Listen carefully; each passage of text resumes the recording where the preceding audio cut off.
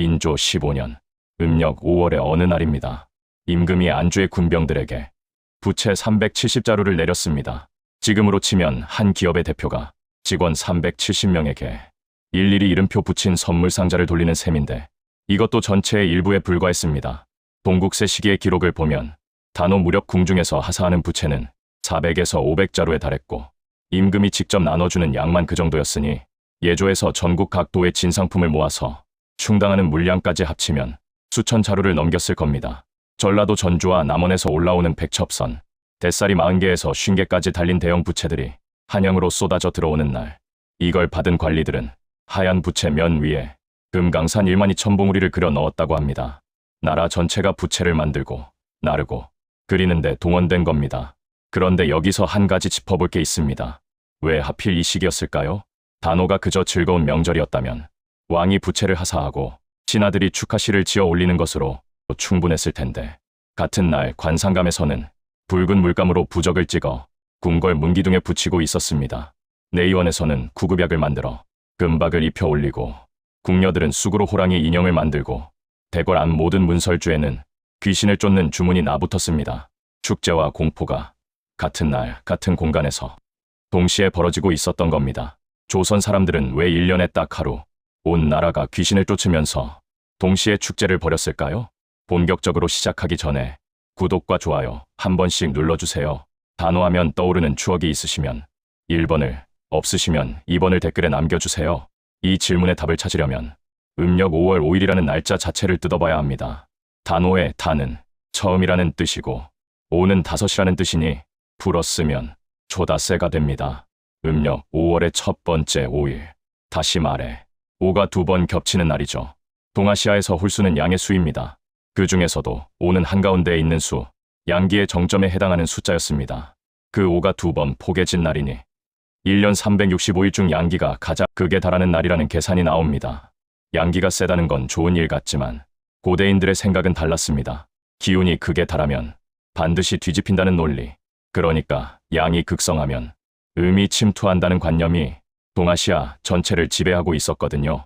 그래서 음력 5월에는 별명이 하나 붙었습니다.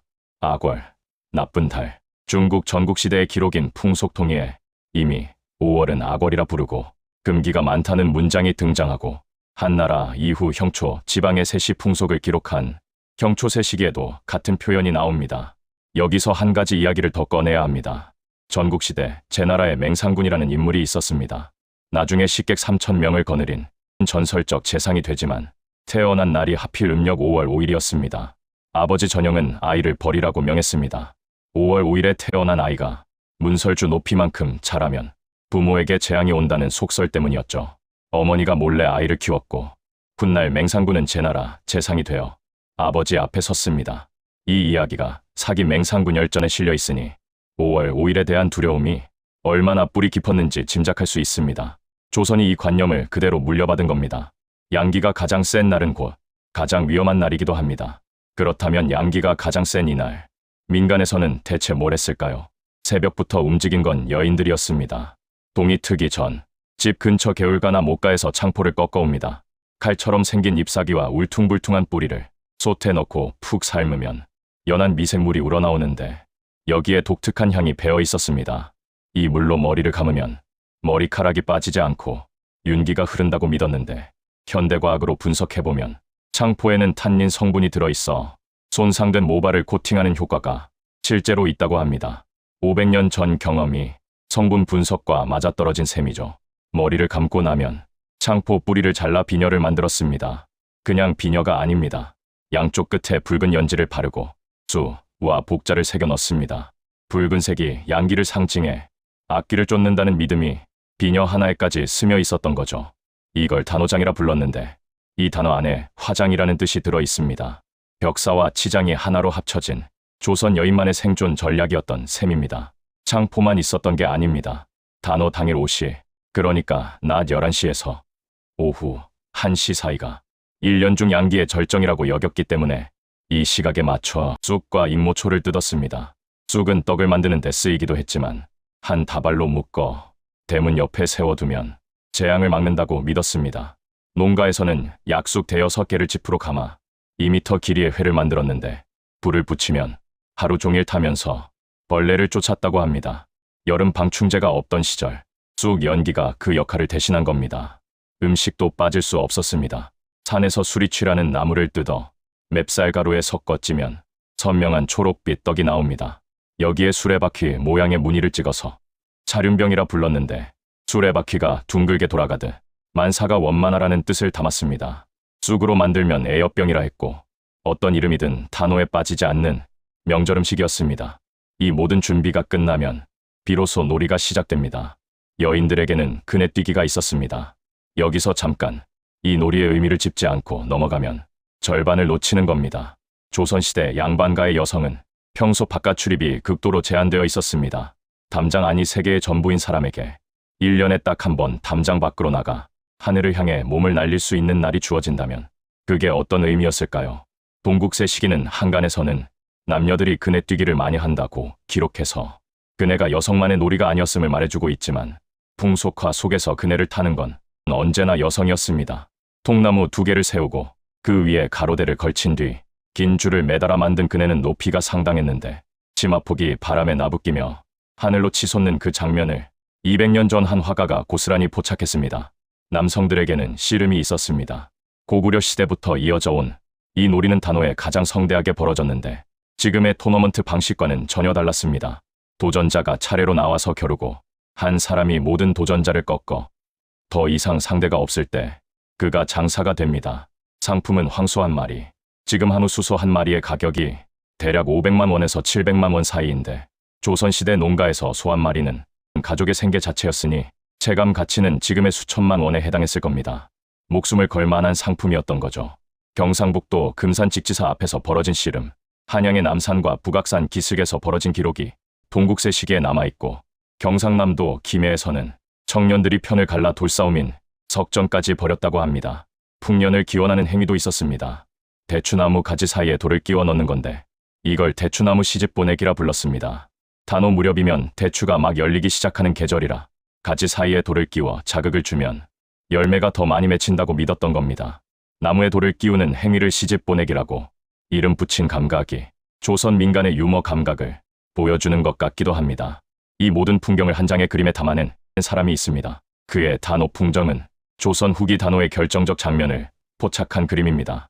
언덕 위 큰 나무에 그네가 매달려 있고 치마를 바람에 날리며 하늘로 치솟는 여인이 보입니다.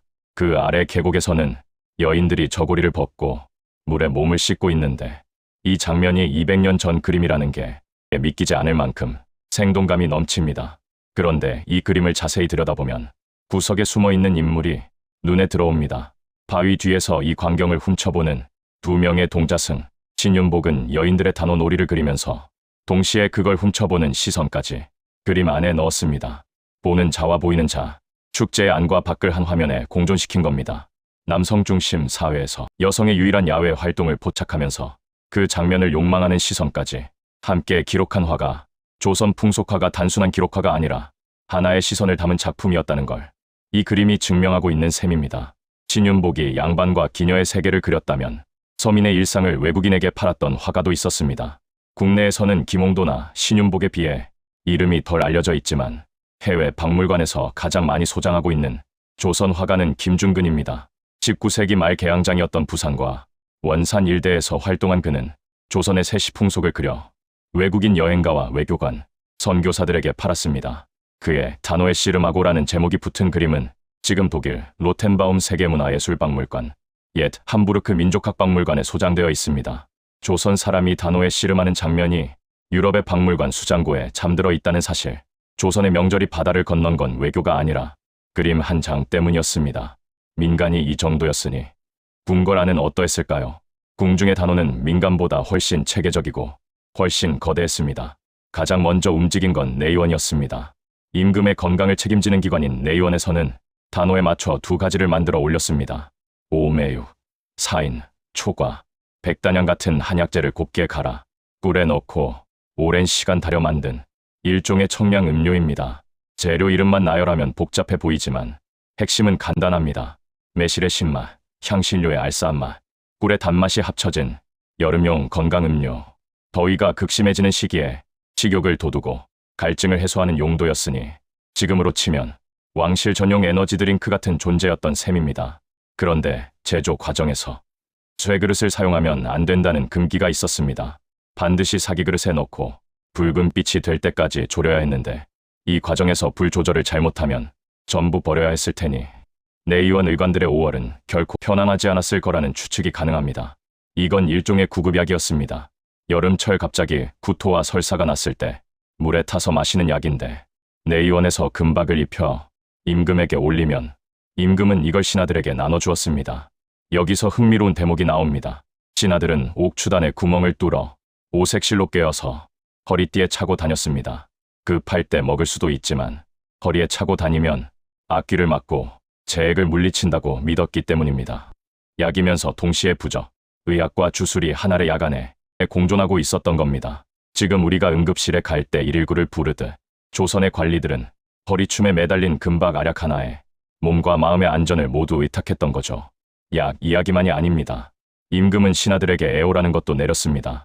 쑥이나 짚으로 호랑이 모양을 만들고 비단 조각으로 꽃을 묶어 갈대이삭처럼 나풀거리게 한 뒤 쑥잎을 붙여 머리에 꽂도록 한 장식물입니다. 쑥으로 호랑이를 만든다는 발상 자체가 놀랍습니다. 벽사의 식물인 쑥과 벽사의 동물인 호랑이를 합쳐서 악귀를 쫓는 효과를 극대화하겠다는 논리가 들어 있었던 거죠. 규장각 신하들이 머리에 쑥호랑이를 꽂고 근무하는 장면을 상상해보면 지금의 감각으로는 다소 낯선 광경이지만 당시에는 임금의 은혜를 몸에 지니는 영광이었습니다. 부채 이야기도 빼놓을 수 없습니다. 앞서 말한 단오선, 공조에서 만들어 올리는 부채는 단순한 선물이 아니었습니다. 전라도와 경상도의 감사와 통제사는 단오 부채를 진상하면서 동시에 조정 대신들과 친한 사람들에게 차등을 두어 보냈습니다.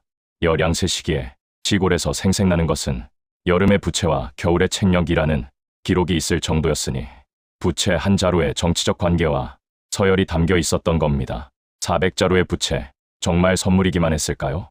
받는 사람의 지위에 따라 부채의 크기와 재질이 달라졌다는 기록을 보면 이건 명절 선물이 아니라 궁중 권력의 지도를 부채 위에 그려넣은 것에 가까웠습니다. 승두선, 어두선, 합죽선, 반죽선 같은 다양한 종류가 있었고 색깔도 자주색부터 아청색, 분홍색, 구름빛, 돌비늘빛까지 수십 가지가 넘었다고 합니다. 또 하나, 단오첩이라는 제도가 있었습니다. 내각과 옥당, 한원의 신하들이 단오를 축하하는 시를 지어 올리면 이 시를 대궐 각 전에 기둥에 붙이는 풍습이었습니다. 세종실록에 단오제에 쓸 향과 충문을 친히 전하다라는 기록이 나올 정도로 임금이 직접 단오 제사의 향과 충문을 관장했습니다. 세종 10년 5월 5일 임금은 백관을 거느리고 광여전에서 단오 별제를 거행했습니다. 명절이 곧 국가 의례였고 축제가 곧 정치였습니다. 단오 무렵 앵두가 익으면 종묘에 천신하고 궁중에서는 근시하는 신하들에게 앵두를 나눠주기도 했습니다. 서울의 남녀가 앵두가 익을 때면 성동과 성북동으로 나가 놀았는데 이걸 앵두회라 불렀습니다. 지금의 성북동 일대가 조선시대에는 앵두 명소였다는 사실, 600년 전 한양 사람들이 앵두를 따러 간 그 동네에 지금은 아파트와 카페가 들어서 있습니다. 여기까지 들으면 단오는 꽤 화려한 축제처럼 들립니다. 부채를 주고받고 약을 나누고 지를 짓고 앵두를 먹고, 그런데 이 모든 행위의 이면에는 우리가 아직 건드리지 않은 영역이 있습니다. 관상감이라는 기관이 있었습니다. 천문, 기상, 역법을 관장하는 국가기관인데 이 관상감에서 단오에 하는 일이 있었습니다. 천중부적을 만드는 일, 그러니까 붉은 광물성 안료로 부적을 찍어 대궐에 바치면 궁궐 앞 모든 문 위 중방에 이 부적을 붙였습니다. 양반 집에서도 똑같이 붙였습니다. 그 부적에 적힌 문구를 읽어보겠습니다. 5월 5일 천중절에 위로는 하늘의 녹을 받고 아래로는 땅의 복을 받아라. 치우시는 구리 머리에 쇠 이마에 붉은 잎과 붉은 혀를 가졌다. 404가지의 병을 일시에 없앨 것이니 율령을 시행하듯 빨리빨리 행하라. 치우, 중구, 고대 전설 속 전쟁의 신, 구리 머리에 쇠 이마를 가진 존재를 불러내어 404가지 병을 한꺼번에 없애달라는 주문입니다. 404라는 숫자가 구체적이라는 점에 주목할 필요가 있습니다. 막연한 기원이 아니라 당시 사람들이 인식하던 질병의 총 가지수를 명시한 겁니다. 그리고 마지막 구절, 급급여 율령, 율령을 시행하듯 빨리빨리, 법을 집행하듯 즉각 실행하라는 명령조의 문장입니다. 부적이 신에게 보내는 기도가 아니라 귀신에게 내리는 명령서였다는 뜻이죠. 입춘에 붙이는 벽사문을 단오에도 그대로 사용했는데 그 내용이 훨씬 더 강렬합니다. 갑작은 흉측한 것을 잡아먹고, 비위는 호랑이를 잡아먹고, 웅백은 도깨비를 잡아먹고, 등가는 상서롭지 못한 것을 잡아먹고, 이렇게 12귀신의 이름과 역할이 쭉 나열된 뒤 마지막에 이런 문장이 옵니다. 내 놈들 중 빨리 서두르지 않고 뒤에 가는 놈들은 12귀신의 밥이 될 테니 율령을 시행하듯 빨리 나가도록 하라. 이 문장의 정체는 송나라 때 편찬된 속한서 예의지에 실린 아래국 가사였습니다. 섣달, 금은밤, 역질, 귀신을 쫓는 행사에서 10살에서 12살 사이의 아이들이 화답하며 부르던 노래의 가사, 그 가사를 부적으로 만들어 궁궐 문기둥에 붙인 겁니다. 노래가 문자가 되고, 문자가 부적이 되고, 부적이 국가 제도가 된 겁니다. 문에 붙이는 것은 부적만이 아니었습니다. 도화서에서는 종규라는 귀신이 사악한 귀신을 잡는 모습을 그려 문에 붙였고, 붉은 도포를 입고 까만 사물을 쓴 화상을 편전의 겹대문에 붙이기도 했습니다. 처형의 얼굴을 그린 부적도 문설주에 나붙었습니다. 궁궐 앞 모든 문이 귀신을 막는 방패가 된 겁니다. 만약 여러분이 조선시대 음력 5월에 궁궐을 걸었다면 문마다 붉은 글씨의 부적, 귀신 잡는 그림, 호랑이 화상이 나붙어 있는 광경을 보았을 겁니다. 축제의 궁궐이 아니라 요새처럼 무장한 궁궐. 여기서 한 발자국 더 들어가 봅시다. 우리가 지금까지 본 모든 것, 창포물 머리 감기, 쑥, 대문에 세우기, 수리 취떡 먹기, 부적 붙이기, 애호 꽂기, 옥추단 허리에 차기, 이것들의 공통점이 뭘까요? 전부 무언가를 막으려는 행위입니다. 단오의 본질은 축제가 아니었습니다. 양기가 극에 달해 음기가 침투하는 가장 위험한 날, 온 나라가 총동원되어 보이지 않는 적에 대항하는 방어 시스템. 민간에서는 창포와 쑥과 비녀로, 궁중에서는 부적과 약과 부채로, 관상감에서는 주문과 그림으로, 같은 목적, 다른 도구, 같은 날, 즐거워 보이는 그네 뛰기도, 화려한 단오선도, 달콤한 제어탕도 모두 그 안에 벽사의 논리를 품고 있었습니다. 그네를 타면 높이 올라가 나쁜 기운을 떨쳐낸다는 믿음, 부채는 바람을 일으켜 더위와 함께 악기를 날려보낸다는 관념, 제오탕과 옥추단은 여름 질병이라는 실제적 위협에 대한 의학적 대응, 놀이의 껍데기 안에 생존의 알맹이가 들어 있었던 겁니다. 단오를 축제로만 기억하는 건 갑옷 위에 수놓은 꽃무늬만 보고 그것이 전쟁터의 갑옷이라는 걸 잊어버리는 것과 같을지도 모릅니다. 그렇다면 이 거대한 방어 시스템은 조선이 사라진 뒤 어디로 갔을까요? 관상감은 없어졌습니다. 내의원도, 공조도, 도화서도 사라졌습니다. 천중부적을 찍을 기관도, 단오선을 만들어 하사할 왕도 없어졌습니다. 그런데 사라지지 않은 것이 하나 있습니다. 대관령 선왕을 제사하는 강릉단오제는 음력 3월 20일에 신주를 빚는 것에서 시작해 단오 다음 날인 5월 6일 소제까지 무려 50일에 걸쳐 진행됩니다. 한 달하고도 보름이 넘는 시간 동안 하나의 축제가 이어지는 겁니다. 1967년 국가무형문화재로 지정되었고 2005년에는 유네스코 인류무형문화유산으로 등재되었습니다. 500년 전 조선의 관아에서 아전들이 역마를 타고 길을 들고 북을 울리며 신을 맞이하던 그 의례가 왕조가 무너지고 일제강점기를 지나고 전쟁을 겪고도 끊어지지 않았다는 사실, 제도는 사라져도 사람들의 몸에 새겨진 리듬은 쉽게 지워지지 않는다는 걸 강릉 사람들이 몸으로 증명하고 있는 셈입니다. 경상남도 창녕에서는 지금도 매년 단오의 문호장이라는 신령한 인물에게 굿을 올리고 경북 경산의 자인면에서는 한장군 놀이를 복원해 여원무라는 춤을 춥니다. 그리고 우리 일상에도 흔적은 남아 있습니다. 창포, 샴푸, 쑥, 비누, 단오 즈음에 텔레비전에서 흘러나오는 씨름 대회. 형태는 바뀌었지만 날짜는 그대로입니다. 음력 5월 5일, 양기가 가장 센 그날. 처음의 질문으로 돌아가겠습니다. 조선 사람들은 왜 온 나라가 귀신을 쫓으면서 동시에 축제를 벌였을까? 두려움과 축제는 반대말이 아니었기 때문입니다. 가장 두려운 날이기에 가장 성대하게 놀았고 가장 위험한 달이기에 가장 정교하게 방비했습니다. 쑥호랑이를 머리에 꽂은 관리가 제오탕을 마시며 단오첩의 씨를 읊는 풍경, 창포 비녀를 꽂은 여인이 그네를 타며 하늘을 향해 솟구치는 풍경, 그 모든 장면 안에는 살아남겠다는 한 문장이 들어 있었습니다. 음력 5월의 마지막 장면 하나를 떠올려 봅니다. 해가 지고 대문 옆에 세워둔 쑥다발에서 연기가 피어오릅니다. 그 연기 너머로 아이들이 수리 취떡을 나누어 먹는 소리가 들립니다. 문설주에는 아침에 붙여둔 붉은 부적이 바람에 살짝 나부끼고 있습니다. 내년 5월이 다시 오면 이 집은 똑같은 일을 반복할 겁니다. 무사히 여름을 넘기기 위해 조선 사람들이 500년 동안 쉬지 않고 되풀이한 그 리듬을 이어가면서 그 리듬이 지금 여러분의 달력 위에도 아직 찍혀 있습니다. 우리가 매년 무심코 지나치는 그날이 품고 있는 이야기를 오늘 한 번쯤 떠올려 주신다면 이 영상이 여러분의 단호가 될 수 있을 겁니다. 영상이 유익하셨다면 구독과 좋아요로 응원해 주세요. 더 알찬 영상으로 찾아오겠습니다.